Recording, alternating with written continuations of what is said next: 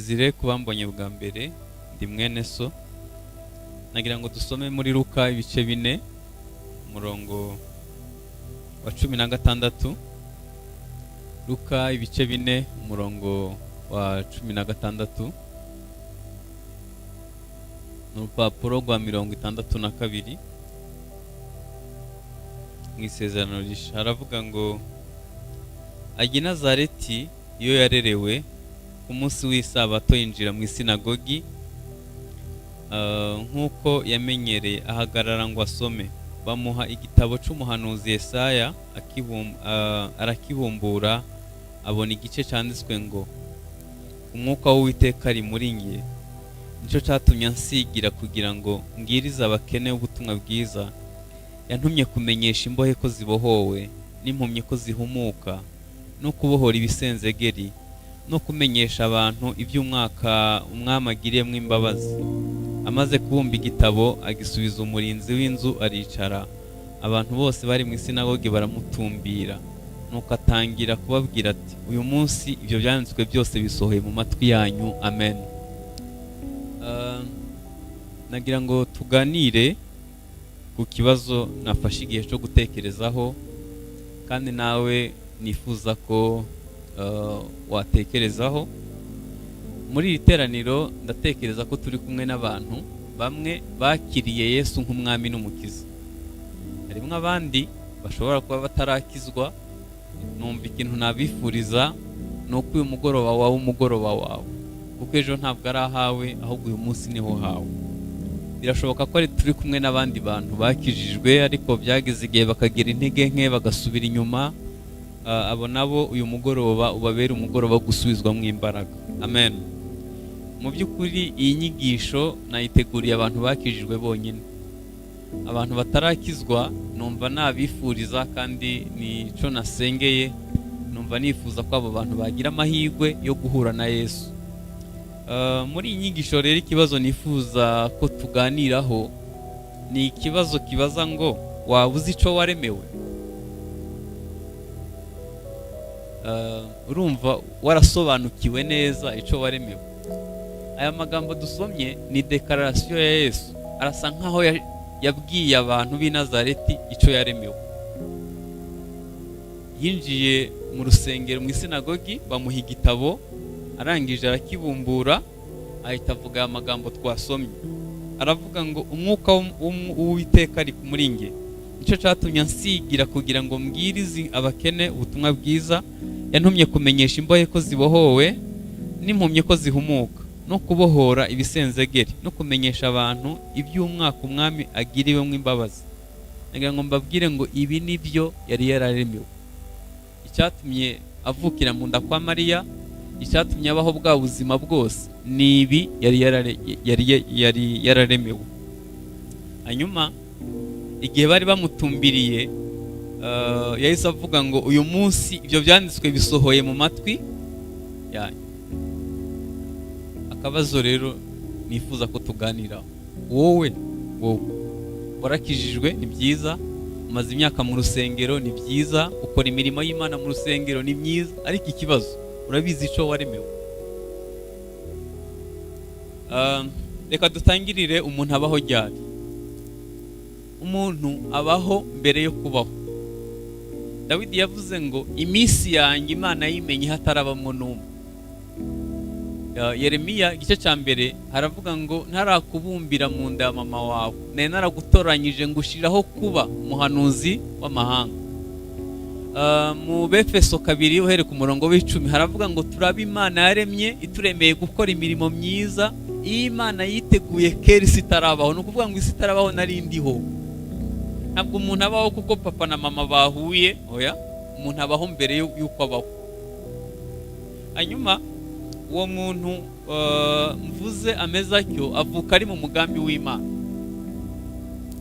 Avuka ari mu mugambi w'Imana, Imana ikamwohereza kugira ibintu azakora, cyangwa se ikamuremera ikintu agomba gukora. Nagamba mbabwire ko aho yavukiye ibiganza byamwakiriye bishobora gutuma adakora icyo yaremewe. ababyeyi bamubyaye, environnement yakuriyemo ishobora gutuma adakora icyo yaremewe. Ashobora no birashoboka ko atanakimenya bitewe n'amaboko yamwakiriye. Ntabwo umuntu yavukiye mu rugo rw'abantu, nagira ngo mbibutse ko umwana yakigwa mu buryo butatu: mu mwuka, mu marangamutima no mu mubiri. Abantu bari hano bubatse bitegura kubyara, umwana yakigwa mu bice bitatu. Akenshi ari igihe tugura berso tugategura ibijyanye n'inyuma, ariko mu by'ukuri uwo mwana ntitumenye icyo Imana yamuremeye, tumurere tumuhuza nacyo, hama tugakomeretsa n'amarangamutima ye. Ku bakristo ntabwo bari bakwiye gupfa kubyara gutyo gusa, bari bakwiye kubyara umwana yiteguwe muri ubwo buryo butatu. Hanyuma uyu mwana ashobora kuvuka ntazamenye icyo yaremewe, ntazanagikora, bitewe n'uko ntiyagize amahirwe y'uko avukira mu biganza bimuhuza n'umugambi w'Imana. Hanyuma nibyo bitera abantu benshi gukora ibyangwa n'amaso y'Uwiteka, kuko batagize amahirwe yo kumenya umugambi Imana ibafiteho. Ariko harashara andi mahirwe ya nanone ya kabiri.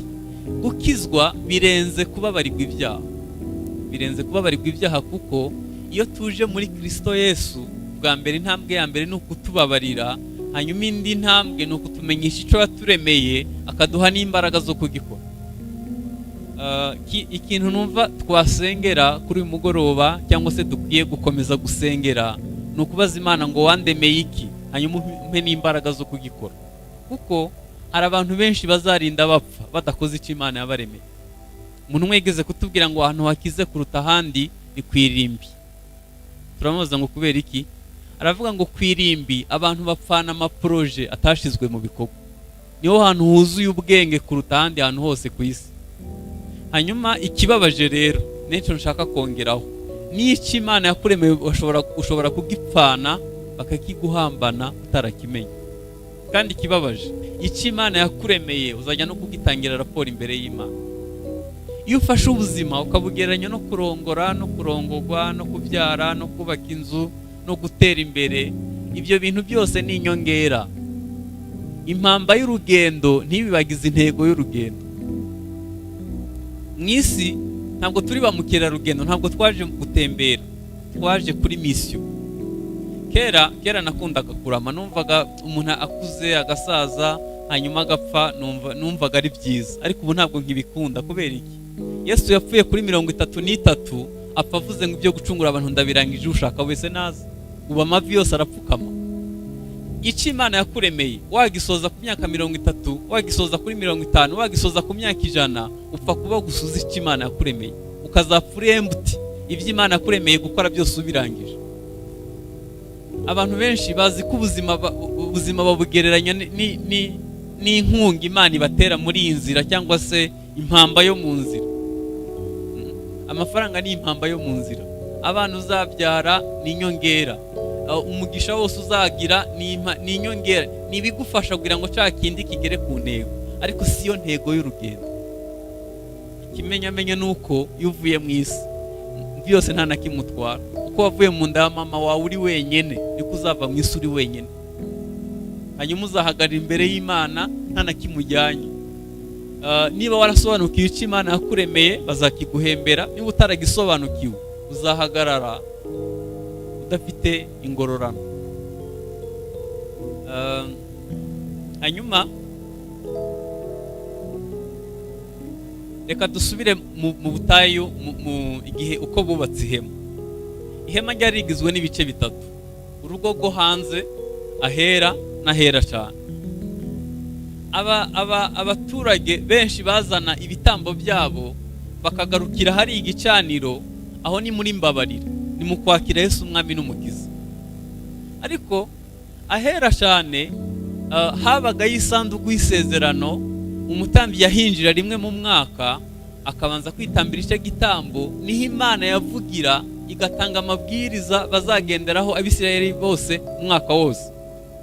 Abantu bagarukira mu rugo rw'inyuma muri mbabarira, hamwe baza gusa gutamba ibitambo by'ibyaha byabo, ntabwo bamenye icyo Imana ivugira hirya. Iyo uje muri Kristo Yesu ukakira Yesu umwami n'umukiza, ukababarirwa ibyaha, ukagarukiraho, ntushake kumenya icyo Imana yakuremeye, uzapfa utamenya imigambi y'Imana ku buzima bwawe. Ukwiye kurenga muri mbabarira ukagera hera, ukagera n'ahera cyane. Isengesho Imana yumva ni isengesho ryubahirije ibyo bice byose. Yesu yavuze amagambo 3. Yaravuze ngo musabe, mushake, mukomange. Umuntu agizwe n'ibice 3: umubiri, ubugingo n'umwuka. Dukwiye kurenga gusengana amarangamutima gusa. Ukarenga umubiri, ukarenga amarangamutima, hanyuma ukagera hera cyane kugeza igihe wumva Imana mu buzima bwawe. Ukwiye kubugirana ubusabane n'Imana ku giti cyawe, bitari mu rusengero gusa, ahubwo ufite uburyo usabana n'Imana ku giti cyawe, nibwo uzabasha kumenya imigambi y'Imana. Utekereza ko umuntu atageza ahera cyane yari kumenya iby'Imana ivuga? Ntabwo byari bushoboke. Niho Imana yavugiraga. Abantu bagarukiye mu rugo rw'inyuma bakababarirwa ibyaha bagataha, ntabwo bamenya imigambi Imana ifite hiyo. Ibyo byamenywa n'umuntu yageze ahera cyane. Halo, reka mbabwize ukuri. Ari kuntu ndeba ukuntu dusenga ukabona birababaje kabisa. Umunsi umwe narindi muri Isirayeli, hanyuma njya mu isabato, bigera hari kuwa gatanu nimugoroba, cyari igihe cyo gutangira isabato yabo. Noneho mbona internet ivuyeho. Narindi ahantu hejuru cyane, ndamanuka mfite machine mu ntoke na telefone, njya kuri reception kubaza impamvu niba badashobora kuyima. Mageze ndimwo kumanuka nsanga ascenseur ntikora. Ndamanuka muri esikariye bingoye ngera hasi. Hanyuma ndababaza ko wifi ivuyeho, barambwira ngo ibintu ukoze nagasuzuguro. Ndamaza nkoziki.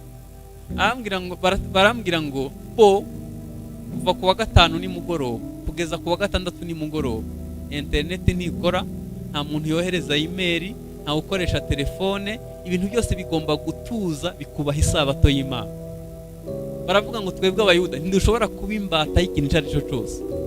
None tuza hano, tuza mu nsengero zacu gusenga turi kuri WhatsApp, kandi nabwo ni amasaha 2 yo ku cyumweru tuba turi kuri WhatsApp. Tuzasabana n'Imana ryari?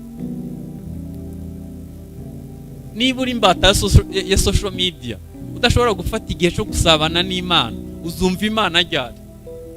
Ushobora kugarukira hahandi muri mbabarira, aho batambira ibitambo, aho basabira Imana imbabazi, ariko uzafuta menya icyo Imana yakuremeye. Ntabwo uzigera umenya imigambi y'Imana. Ntabwo ushobora kuba imbata y'ikintu icyo ari cyo cyose uzamenya imigambi y'Imana. Ugomba kwigomwa. Reka mbabwize ukuri, hari ukuntu nyine munsi y'ubutayu bwa Sahara dukora ibintu byinshi bitari ngombwa, hanyuma ariko ngewe nanabyumva. Mu muhanda w'ubuzima tuba twaragize ibirarane byinshi. Noneho aho utangiye ubuzima butangiye kuza, uhita usura inyuma gusiba ibirarane, kandi ibyo birarane uzarinda ufite birangije. Uzamenya imigambi Imana igufiteho ryari? Turaba Imana yaremye, ituremeye gukora imirimo myiza yose kandi ikorewe muri Kristo Yesu. Mu nsengero zimwe na zimwe muzasanga amatsinda y'abaririmbyi ariyo manini, amakorale menshi mu rusengero rumwe. Mbese kubera iki? Umuntu aza mu rusengero kuko atazi icyo Imana yamuremeye, agasanga umurimo uzwi cyane ni ukuba umudiyakoni no kujya muri korali, agahita ahinira bugufi akajya muri korali. Noneho ukibaza, Imana ishobora gufata 1/2 cy'urusengero bose ikabagira abaririmbyi? Ntabwo Imana yakora iryo kosa, kuko uko umubiri wa Kristo wubatse ni nk'uko umubiri wacu wubatse. Bamwe n'amaso, abandi n'amatwi, abandi n'umunwa, abandi n'amaboko, abandi n'amaguru. Ndebera uhuye n'umugabo ugasanga ingingo nyinshi zimugize ari intoke, ubwo yaba yuzuyera? Ntabwo Imana ishobora gufata urugingo rumwe ngo irugire 1/2 cy'urusengero, ahubwo nuko abantu batazi icyo baremewe, hanyuma ntibashobora no kugikora. Nega mbabwiza ukuri, dukwiye kumenya imigambi Imana idufiteho, ukamenya icyo Imana yakuremeye, hanyuma ukagikora.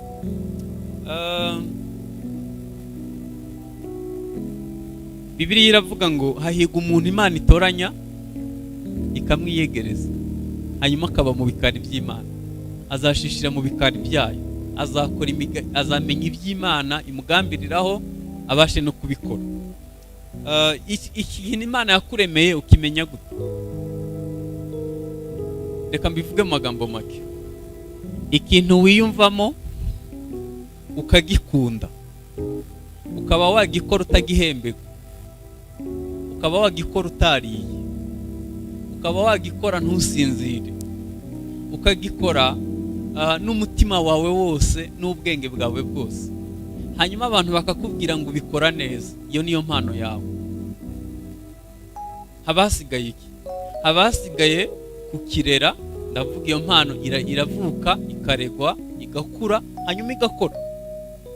Ikintu wiyumvamo ukagikunda, ukaba wagikora utagihembegwa, ukagikora utariye, ukagikora amasaha arenze menshi ariko ukumva ntunaniwe, hanyuma abantu bakakubwira ngo ubikora neza, iyo niyo mpano yawe. Habasigaye gusa ko iyo mpano ikura, iregwa, igakura, hanyuma igakora. Abantu benshi Imana yarabahamagaye, ariko kuko batasobanukiwe icyo Imana yabaremeye, biyobagiriza mu bindi bintu. Natanga urugero.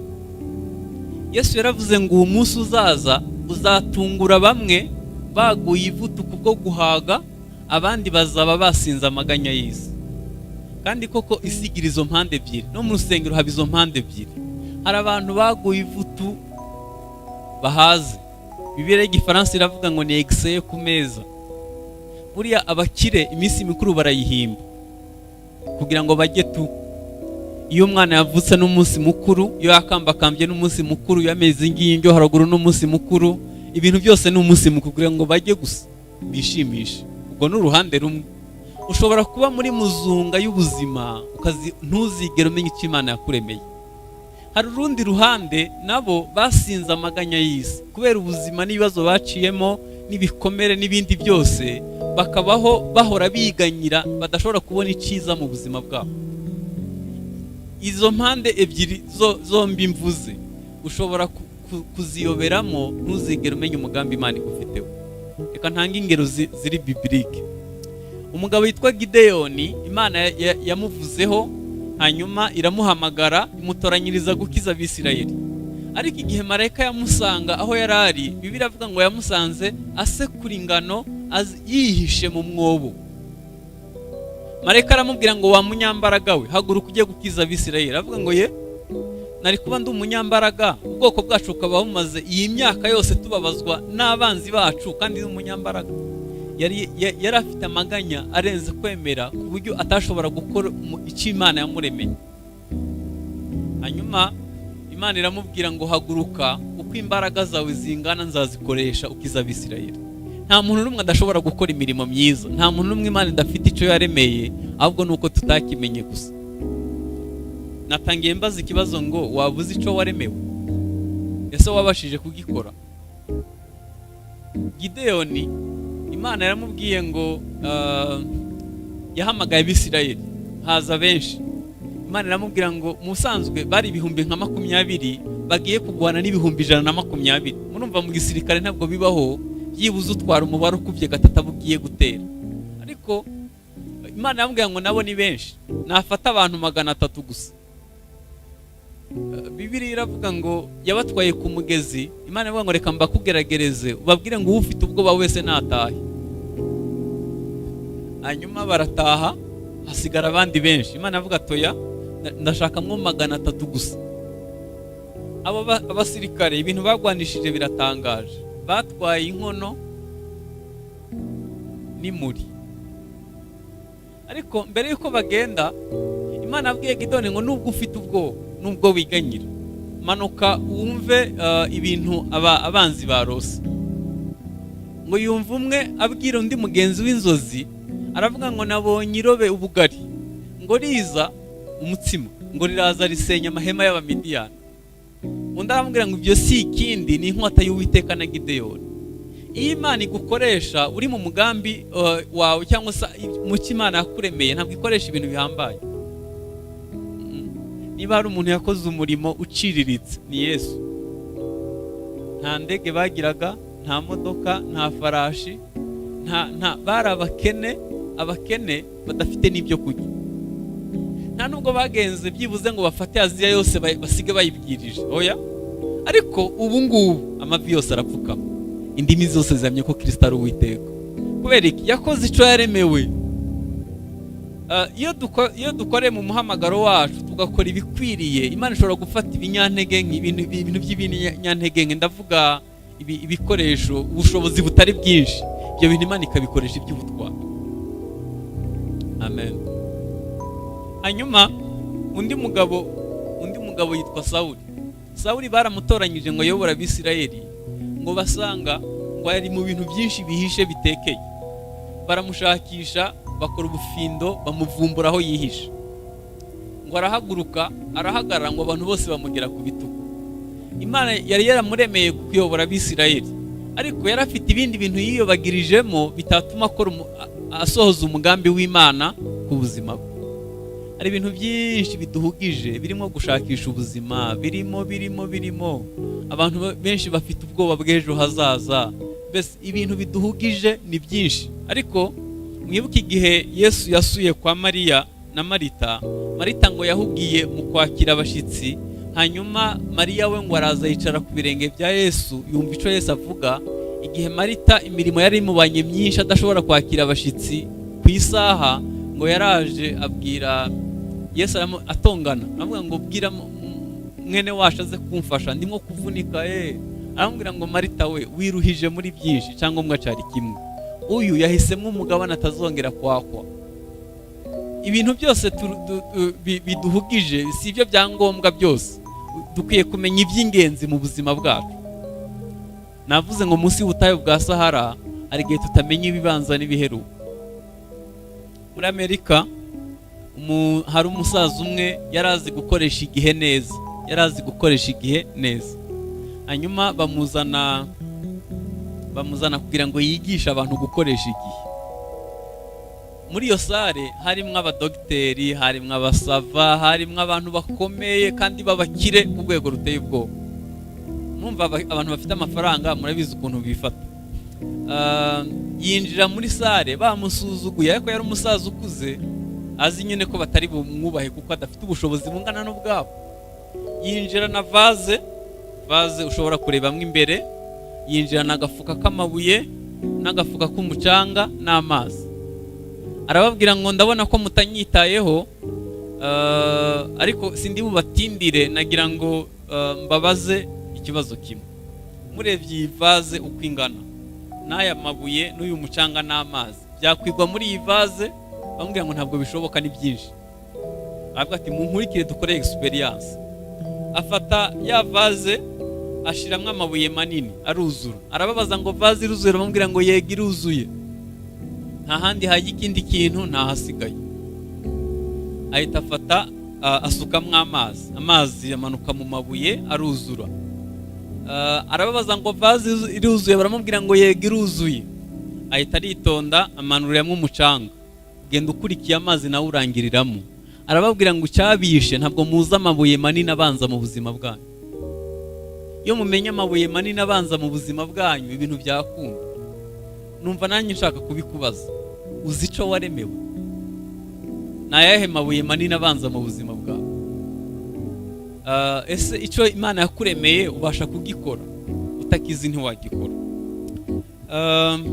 Hari igihe umuntu yibwira ko wamuha amafaranga menshi aribwo yakora imirimo y'Imana myinshi mu bwami bw'Imana. Ni ukwibesha gukomeye. Amafaranga ni umuterankunga w'uri w'imbere. Iyo ubonye amafaranga ugira ubuntu, uba ubonye ico gutanga. Iyo ubonye amafaranga wagiraga urukundo, uzafasha benshi. Iyo ubonye amafaranga ugira ubugugu, uba ukuba kabiri. Nabonye abantu, urabona mu muco w'Abanyarwanda ntabwo abagabo bacu bitukuza, ariko nabonye abagabo bitukuza kubera amafaranga. Ukabona yarihinduye, kibaza uyu muntu amafaranga gusa. Amafaranga araza umuntu akagira imyitwarire, ugatangira kubona, akajya gusuhuza hano harimo ifunguzo, ubona afite iseseme mu maso kubera afite amafaranga. Amafaranga ni umuterankunga w'uriwe imbere. Nugira amafaranga wuzuye umwuka wera, bizakorohera gukora imirimo y'Imana. Nugira amafaranga warasobanukiye icyo Imana yakuremeye, uzakora byinshi, ariko niba utazi icyo Imana yakuremeye, amafaranga azakuyobya. Amafaranga ni umugaragu mwiza, ariko iyo abaye umukoresha bwo azakuyobya. Hanyuma hari ikintu kimwe nahoze ntekereza, ko tumaze imyaka myinshi y'ubuzima twikorera, tuzakorera Imana ryari? Imyaka yo ntihagarara.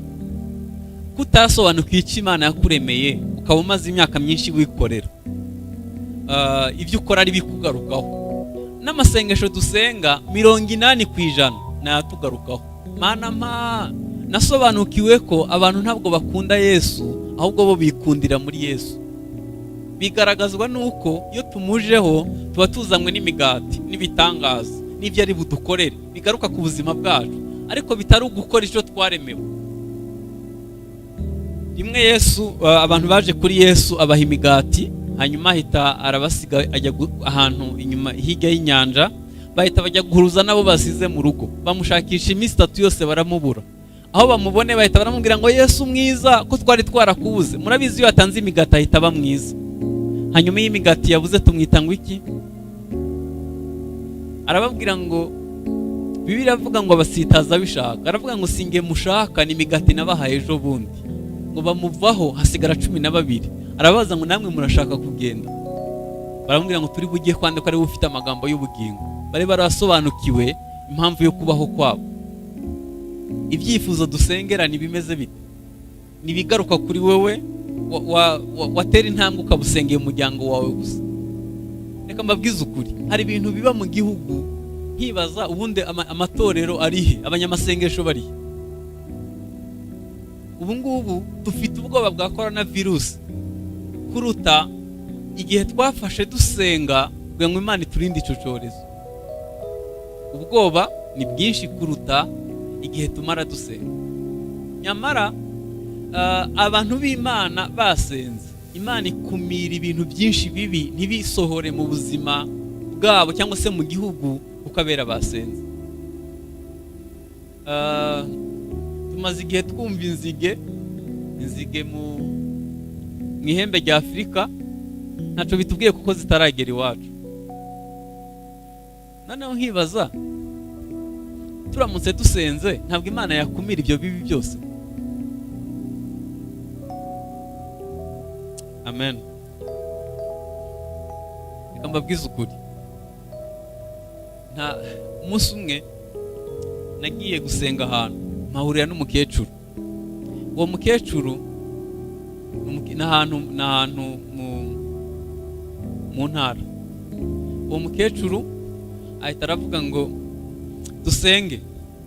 Imana inyeretse muri Malaysia hagiye kuba impanuka y'indege. Usibye kubona indege inyura mu kirere, ntaragenda mu ndege, nta nubwo aragera i Kigali. Noneho ndavuga umukecuru aravangiwe kabisa. Naratangaye, uwo munsi naratashe ndebye ku makuru ya nimugoroba, mbona ko muri Malaysia habaye impanuka y'indege. Comment y'umunyamakuru niyo yantangaje. Yaravuze ngo Imana yakoze igitangaza, igihe impanuka yaba harokotse abantu benshi, hapfamwe umuntu umwe gusa. Ubundi ntibibaho yihiye nyene ba. Navuga buriya Imana yumvise rya masengesho y'umukecuru inyamagabe. Reka mbabwize ukuri, impamvu hataba impanuka nyinshi mu muhanda suko abantu bose bazi gutwara, hari n'abadafite perimi. Hari abantu barara bamanitse amaboko hejuru y'imihanda batagira n'imodoka. Hari abantu Imana yahaye umutima wagutse, basenga batizirikana kuko bazi ico baremewe, kuko bazi umugambi Imana bafiteho, basengera igihugu. Ntabwo impamvu mubona abantu baticana ntimugire ngo abantu bose nabagwa neza. Wapi, harimo abantu bafite ubugome. Nyamara iyo abera basenze, n'abantu babi bahinduka bagwa neza. Dufite inzego z'umutekano zikora neza pe, dufite igisirikare n'igipolisi baragerageza cyane, bakora ibishoboka, ariko nanone nta nubwo bamenye ibiri mu mutima w'umuntu. Ni itorero n'iryo ryahawe ubutware bwo gukinga no gukingwa. Nidukoresha ubwo butware neza, tuzabasha. Bibiliya avuga ngo intwaro zacu sizo mu buryo bw'umubiri, imbere y'Imana zigira imbaraga. Dusenya ibihome, tugafata mbere n'ibitekezwa mu mitima y'abantu. Isengesho nta muntu uritangira, nidusenga Imana izazana impinduka nziza, Imana izazana ububyutse, zaduha ibihe byiza kuko twasenze. Tuzakumira ibibi hanyuma dusaba umugisha uze mu buzima bwacu. Hanyuma ikindi nahoze ntekereza, abantu benshi bakora imirimo y'idini n'itorero kuruta gukora imirimo baremewe. Habaho evre de la foi na evre de la loi. Habaho imirimo y'amategeko n'imirimo yo kwizera. Iminsi yose wagiye kurepeta muri korali kugira ngo batazakubuza kurimba ku cyumweru, ntuzabigororerwa. Ibintu byose watanze bitakuvuye ku mutima kuko ari itegeko ry'itorero cyangwa korali uririmbamo, ntuzabigororerwa. Reka mbabwize ukuri, nituva inaha tuzasanga mu ijuru bacanye umuriro wizewe imyaka 3 n'igice yose. Ntabwo bazaba bihuta, bazajya bahamagara umwe bafata imirimo yose bayinyuze mu muriro. Umurimo wose utakoranye urukundo ntuzawugororerwa. None akenshi iyo dukora imirimo tubikora kuko tubikunze cyangwa tubikora ku bw'itegeko. Tubikora duhaswe n'urukundo dukunda Yesu kuko tumukundisha umutima wose n'ubwenge n'imbaraga, cyangwa tubikora kuko ari ku itegeko, ariko itorero ryavuze cyangwa se idini ryavuze. Ibyo bintu nubisobanukirwa uzakora imirimo myinshi izaguhesha ingororano kandi uzayiboneramo umugisha ukiri inaha. Hanyuma Bibiliya iravuga ngo nuko bakundwa mukomere mutanyeganyega murushaho gukora imirimo y'umwami kuko umuhati wanyu atari ubusa mu mwami. Iyo wasobanukiwe icyo Imana yakuremeye, ukora umurimo w'Imana udacitse intege. Umuntu yasobanukiwe icyo Imana yamuremeye ajya gusura ku bitaro, nta muntu pastor atabitangaje. Ashobora kuza gukora isuku ku rusengero kuko yumva ari wo muhamagaro we. Ashobora kujya gusura kuri gereza, nta muntu wafungiyeyo. Ashobora gukora imirimo myiza yose kuko azi ko ari wo muhamagaro Imana yamuhamagaye. Navuze ngo iki Imana yakuremeye ushobora kugikora udahembwa, ushobora kugikora utariye, ushobora kugikora amasaha menshi ukumva ni ukoze icyo waremewe. Gukora imirimo y'itorero ni byiza, ariko ukwiye no gukora umurimo wa Yesu. Umurimo ukoreye reka mbivuge mu mvugo ya Bibiliya. Aravuga ngo Data wa twese uri mu ijuru, izina ryawe ryubahwe, ubwami bwawe buze, ibyo ushaka bibe mu isi. Nyuma y'uko Imana ikubereye Yesu ikakubyara, ukamenya ko uri umwana w'Imana, hakurikiraho kubaho ubuzima buyubaha.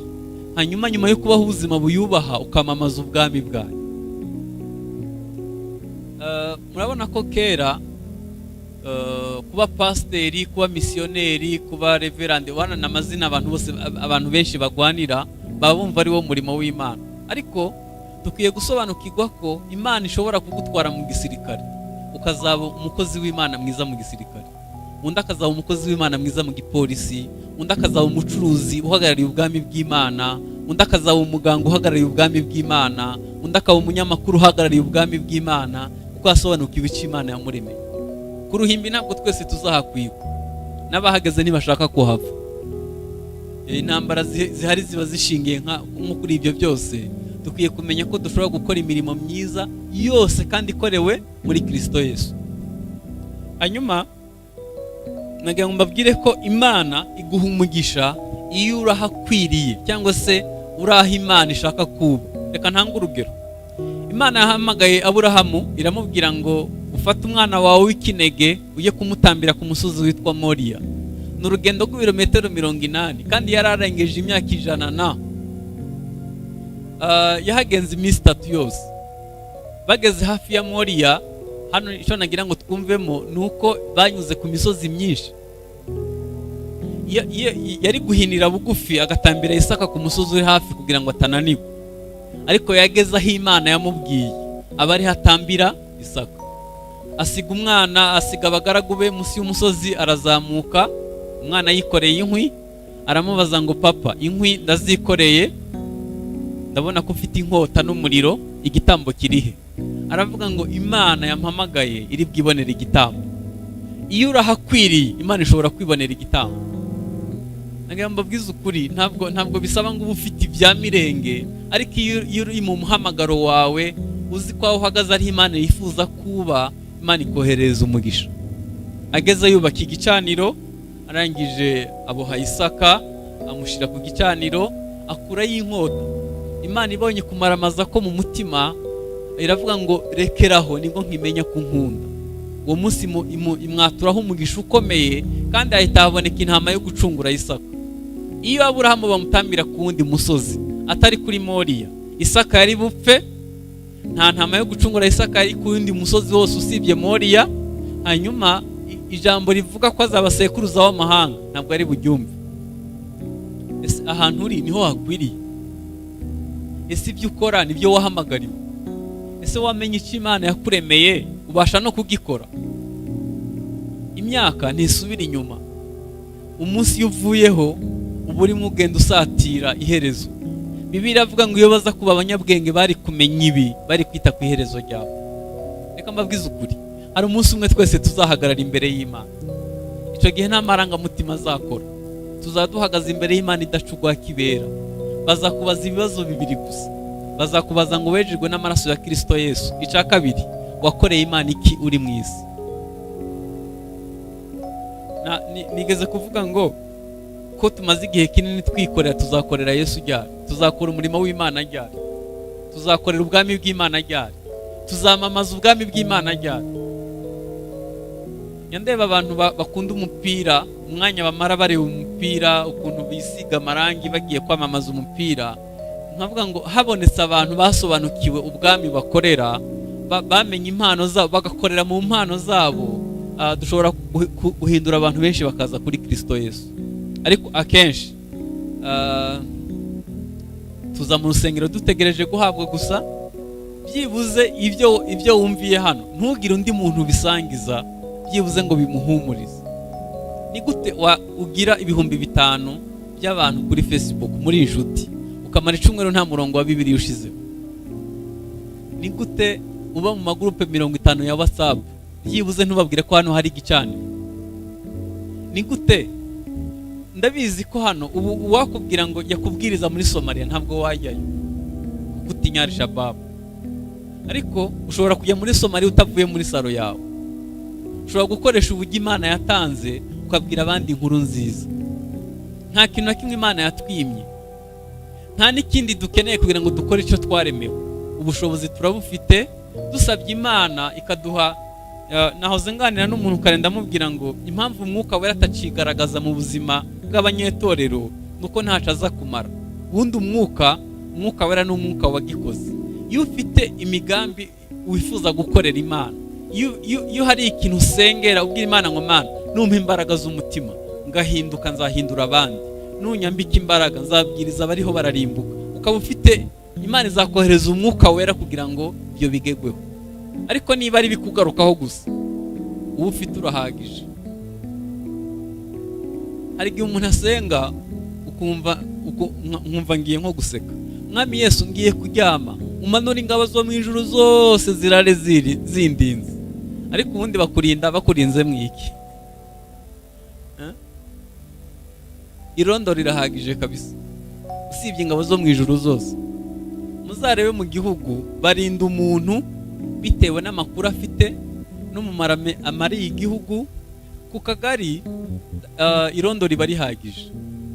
Iyo bigeze ku murenge daso zirahagije. Iyo bigeze ku karere bashobora kuvangamwo polisi. Uko bikomeza kuzamuka, imyenda irahinduka, n'amakosi bakoze arahinduka, n'imitekerereze irahinduka kubera uwo barinze. None niba wumva ijambo ry'Imana hano, ejo ukaba wagiye kwivanga mu bindi, barakurinda se? Bazakurinda nyine nk'uko barinda abantu bose. Ariko hari abantu Imana yaciye mu biganza nk'imanzi, hari abantu irinda nk'imboni y'ijisho, hari abantu Imana yashoyemo imbaraga kuko basobanukiwe icyo baremewe, ishobora gutanga ibishoboka byose kugira ngo abo bantu barindwe kuko bafitiye umumaro isi.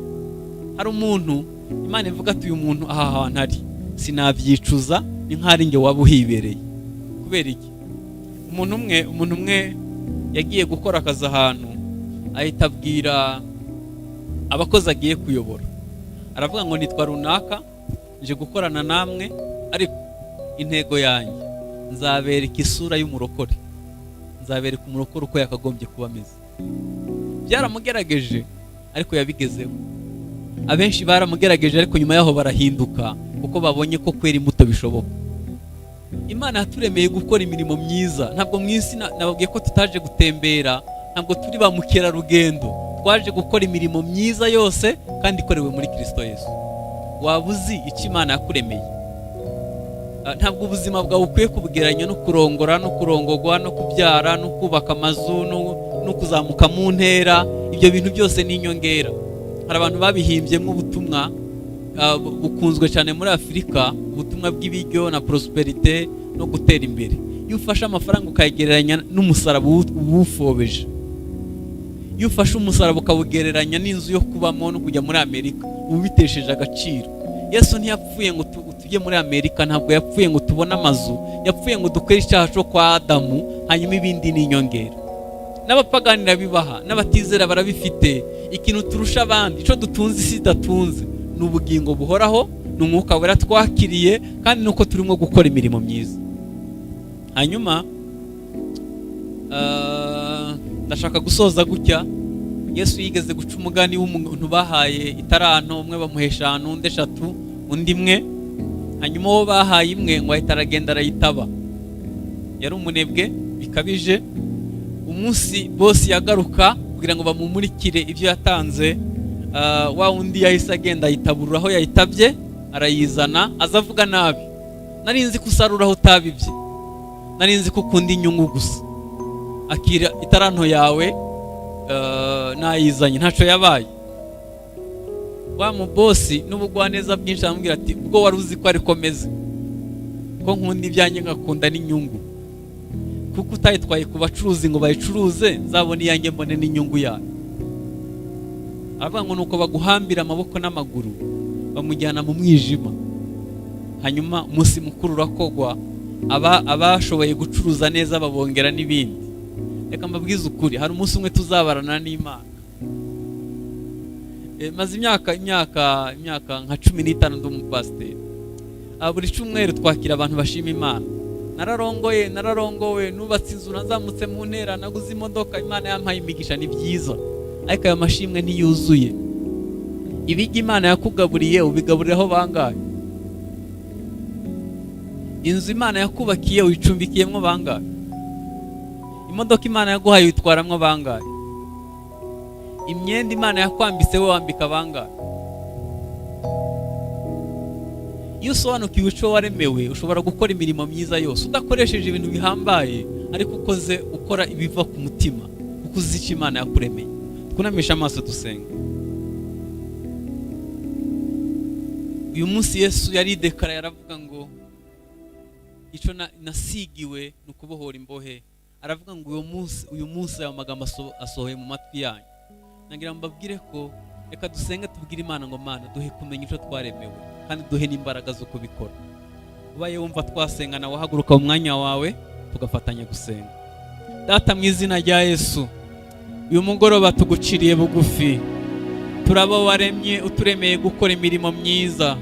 Tumaze igihe kinini bamwe batarayisobanukiwe, ariko hari n'abandi nabo ubuzima bubasaba umwanya munini n'ibindi byinshi bisabwa mu buzima, tukaba iminsi igiye kudushirana tutaragukoreye. Waravuze ngo izina ryawe rikwiye kubahwa mu buzima bwacu, hanyuma tugakora imirimo myiza mu kwamamaza ubwami bwawe. Ndasenze buri wese ngo umushoboze kwera imbuto zikwiriye abihanye, umushoboze kwamamaza ubwami bwawe, umushoboze gukora imirimo myiza yose. Intege nke twagize tuzisabiye imbabazi kuri uyu mugoroba Mwami, duciye bugufi, amaraso yawe natweze, imbabazi zawe zibe ku buzima bwacu. Imyaka dusigaje yo kubaho uzadushoboze gukora imirimo myiza, tuzasaze tuticuza, tumeze nka Paulo yavuze ngo nagwanye intambara nziza, narinzi ibyo kwizegwa, ibisigaye mbikwiye ikamba ry'ubugingo, n'abandi bose bazagenza nkanjye bazarihabwa. Reka Mwami buri wese uzamuhe gusoza urugendo rwe aterebe inyuma ngo yicuze, yarashoboye gukora imirimo myiza yose kandi ikorewe muri Kristo Yesu.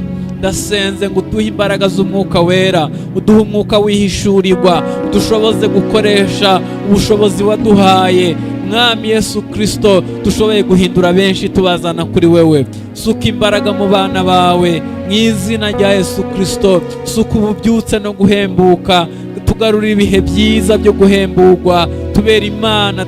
Mwami, iki gihugu turagisengeye, ugisukemwe ububyutse, usuka umwuka wo kwihana, usuka umwuka w'urukundo, usuka umwuka wo guhinduka, usuka umwuka w'ubumwe. Reka mu bizera Mwami Yesu Kristo bose bagaragaze ubushake bw'Imana mu isi. Reka itorero ribitabaza ari ku gitereko cyaryo. Reka tube umunyu w'isi, dushoboze gukora ubushake bwawe. Ineza yawe ibane natwe muri byose, mu izina rya Yesu, amen.